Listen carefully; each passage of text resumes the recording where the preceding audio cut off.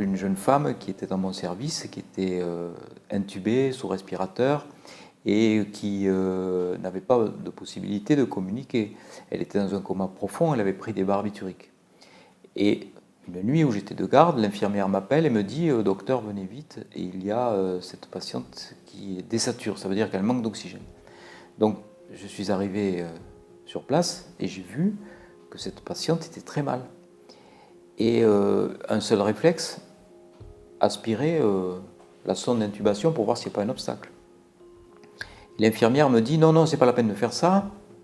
Je l'ai fait. J'avais aucune raison de douter d'elle. C'était une excellente infirmière.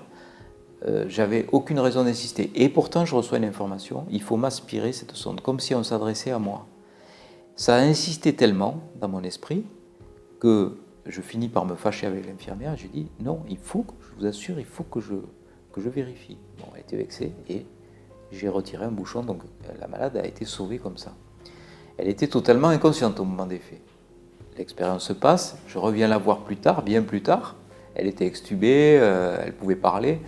Et alors qu'au moment des faits, elle avait du sparadrap sur les yeux, elle me dit « Mais je vous reconnais, c'est vous qui m'avez sauvé la vie, docteur. Et je vous le disais de m'aspirer cette sonde, je vous le disais. » Donc elle me disait comment? Elle avait une sonde dans les cordes vocales qui empêchait de parler, elle ne pouvait pas me voir. Donc c'est son esprit qui m'a, par télépathie, donné cette information.